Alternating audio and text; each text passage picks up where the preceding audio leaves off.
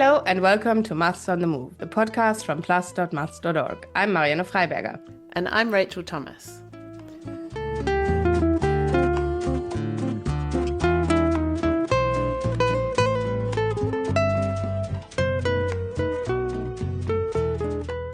This is the first episode of a special series of podcasts reporting on the European Congress of Mathematics, which took place in Seville in July this year.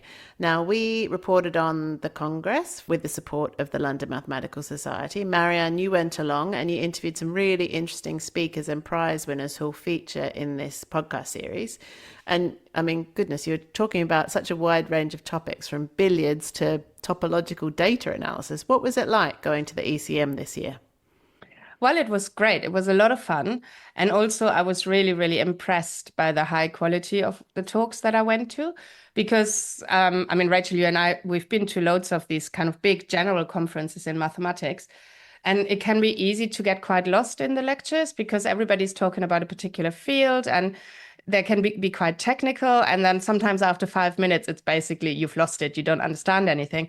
But this time around at the ECM, literally every talk I went to, I got a lot out of. So that was really great. And I think in today's episode, we're going to cover your interview with mathematician Avi Wigderson.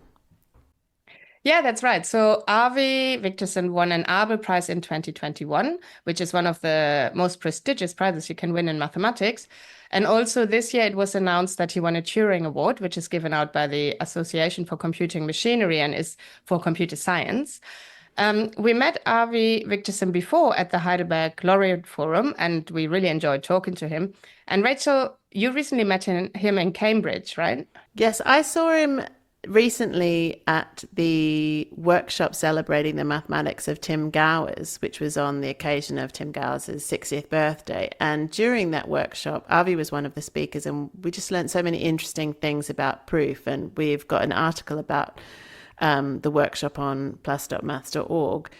And this ranged from the theoretical nature of proofs of important mathematical results, as well as sort of where it intersects with computer science, where you formalize proofs by setting them out in a very precise way as a computer language, and then a computer can kind of help verify these proofs, and it allows for this really collaborative nature of mathematics to work. And that workshop was at the Isaac Newton Institute in Cambridge, and it was actually when he was there that he found out he'd won the Turing Award, so that was exciting. Did you also talk to Avi about proof? Yeah, I did. He gave a great talk at the ECM, the Abel lecture, because it's a tradition that an Abel laureate gives a talk at an ECM. Now, this talk was also about proof, and obviously proof is absolutely central to mathematics. We only believe and accept any claim of any mathematical result once it has a proof. Some proofs are quite easy, and some proofs take decades or centuries to be found. So an example is, for example, the famous Riemann hypothesis, which, if it were proved, would shed some light on the distribution of the prime numbers. So there's these big results, such as the Riemann hypothesis, that people are still quite far away from finding a proof for. Now, Avi's talk was about the role of errors in proof. Now, at first I thought maybe it's about how it's about how it can be useful to make an error yourself and then go away and learn from it or something like that. But this is not what it was about. It was actually about allowing some randomness in a proof and some interaction, which would then open the door for errors to creep in. But as we will find out in this podcast, that this can be hugely useful. So in his talk, Avi considered the following very interesting setup. So imagine you have a claim that needs proving, such as the Riemann hypothesis, or maybe just Pythagoras theorem. And then Avi imagined that on the one hand, you have a prover who does the proving of the result. And then on the other hand, you have a verifier who goes and checks the proof. I asked Avi to talk me through this setup. Yeah, so one can think about real life when there's some claim that we want to know if it's true. It can be about global warming, or it can be a mathematical claim about the truth of the Riemann hypothesis. And one party says that they have a proof of this, and so that's a prover, and there's a verifier, somebody who doesn't know how to prove it or how to check it, and the aim of the prover is to convince the verifier that it's true. The aim of the verifier is to check that the prover is not lying or making up things that are not true, and thereby trying to convince.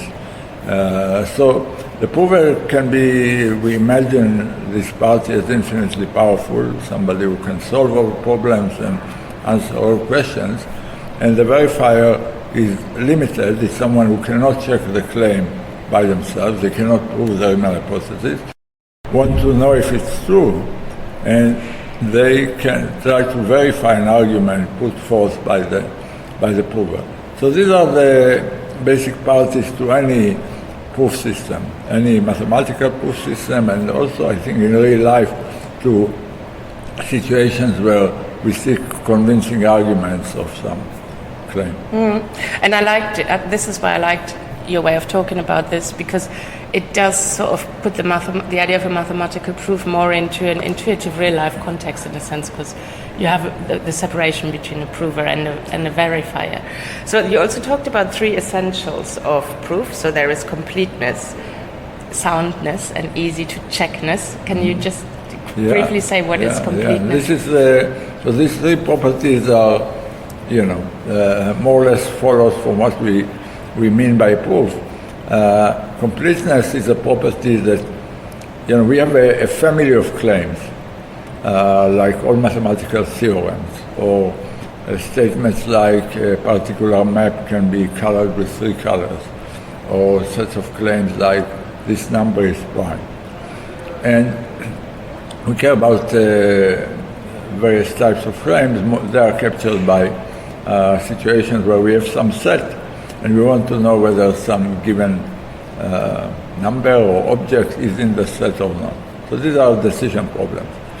And what do we want? We want that if the given input is in the set, namely the claim is true, we want that there is some convincing argument for it. Okay? We want that if the claim is false, then nobody can convince the verifier. There is no way to get them to believe something that's false. And that's really what, if we want to capture truth of claims, then you need these two properties. Every true claim has a proof, every false claim does not. And the third property has to do with the fact that verification in proof systems has to be simple.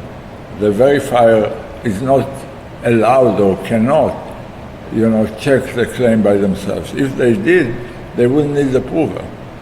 Right? And our proof systems is ways for more clever people to convince maybe people who are more limited that they proved something, that they had a breakthrough in mathematics, or that their paper is correct. Right? In mathematics, people are writing papers, and other people who could not prove that theorem are reading the papers and discovering, wow, that's a new thing, I didn't know that, and in fact it's correct because I checked all the steps.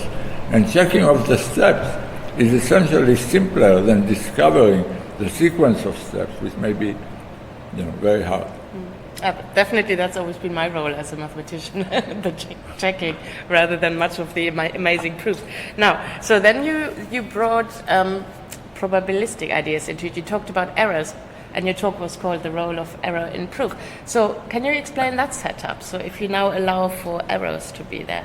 So this idea is very revolutionary. It came about in these 2 papers in 1985, one by Babai, who was motivated by problems in group theory, and one by Goldwasser, Mikhaili, and Rakov, who were interested in cryptography. In both cases, they were interested in proving things that are not provable, or maybe are not provable, by the classical way of just writing down a paper and somebody else verifies it. They were interested in extending this model in two ways. One, allowing interaction between the prover and verifier. So verifier can ask questions, not just read the paper. And the second is that the verifier can toss coins, be probabilistic, like in randomized algorithms, and the questions may be randomized. And because it's randomized, different things can come out. You want to make sure that completeness and soundness, these properties, are maintained. And they are maintained like they are maintained in randomized algorithms. You want that completeness holds with high probability, right? And soundness holds with high probability. So the verifier can be certain that except for a tiny probability, they are not making a mistake whether they decide that the claim is true or whether they decide that it's false. There is no way for the prover to convince them in the other direction except for a tiny probability which they control.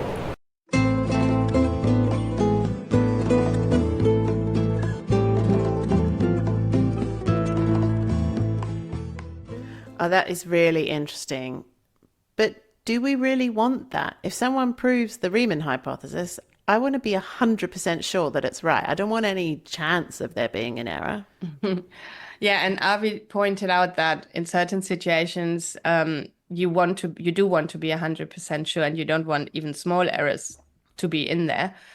But there are situations where you might not need to be so 100% sure. You might just need to be convinced of something. So in particular, allowing the possibility of errors in a proof opens up the possibility of something called zero knowledge proofs. So in a zero knowledge proof, the prover convinces the verifier that the proof is correct, but by reading this convincing argument, this proof, the verifier doesn't actually learn anything extra. Well, that's an amazing idea. I can imagine there's probably some applications where that's really useful. Yeah, for example, it might be useful in cryptography where you might not want to share certain bits of information, but you do want to convince another party that something is true. So for an example, I asked Avi if this is a bit like, I might want to convince you that I know where a treasure is buried, but I don't want to let you know where it is. I just want you to believe that I know where it is, but I don't want you to learn any extra information about where it is. And here's what Avi said. That's a very good example. You can convince me that you know where it is, but I will have no idea where it is.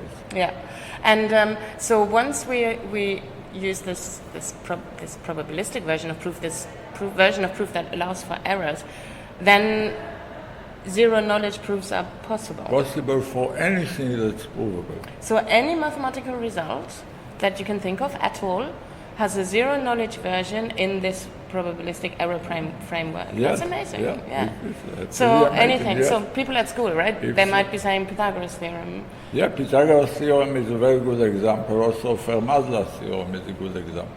Fermat's theorem. Wiles, if he wanted to, could convince us that he solved it without telling the world anything about how. And why does the allowing for errors make that possible? What is the thing? It's both allowing for errors and the interaction. Okay. And the interaction. And the reason is that in the proof of this theorem, cryptography is used.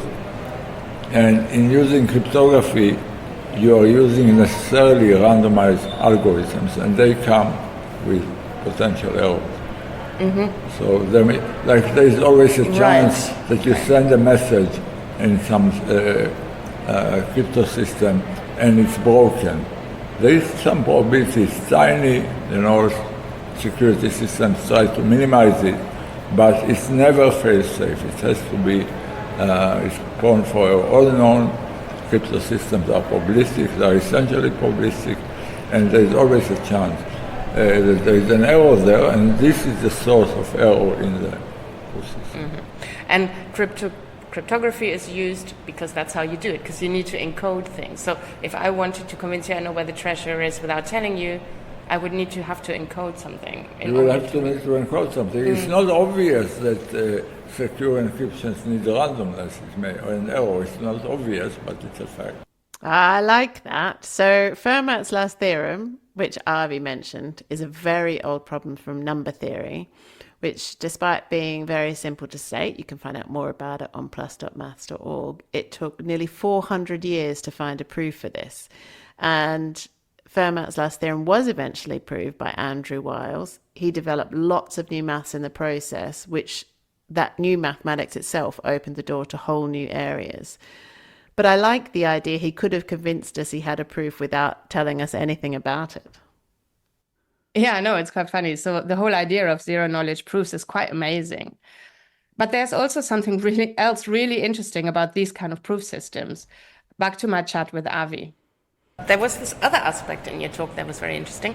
And this was the idea of still being in this framework where you allow errors, that proofs can be checked at a glance. So that somebody can write a 200-page paper proving the Riemann hypothesis, but within that framework of proof, you only need to look at a bit of it. Yeah, and this is again a very surprising theorem called the PCP theorem for probabilistically checkable proofs.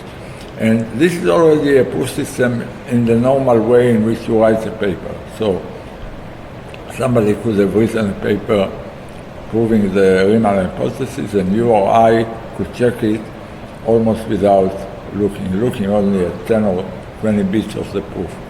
The proof has to be written in a particular way. Not every proof has this property. I mean, normal proofs don't have this property because if there is one error in these 200 pages, we will never, our chances of finding it is very small. In a sense, the conversion of a normal proof to a probabilistically checkable one that can be checked in a glance is somewhat analogous to the creation of two error correcting codes where you want to protect against error in communication. Somehow it allows to, in the case there is a bug, you smear the bug all over the proof and then a random spot check will discover it with high probability. Right, so error correcting codes are a way of encoding a message before you send it, say over the internet, so that if any errors creep in to the message over transit, those errors can be detected and even corrected automatically. And I've heard about this technique, I think it was back in India when we went to an international congress of mathematics in 2010, that you can think of this technique as spreading an error out as you would spread jam on a piece of toast. Yeah, and if you do that, the error is almost everywhere, so a spot check is likely to find it. That's very clever, this idea. But that's it for my conversation with Avi, as we both had to rush off and go to see the next lecture. We will put links to relevant topics discussed in this episode in the show notes, including a link to an article you wrote, Rachel, about Avi's Abel Prize. And we'll now rush off to get back to working on more articles for plus.maths.org. Stay tuned for further episodes reporting on the European Congress of Mathematics, but bye-bye for now.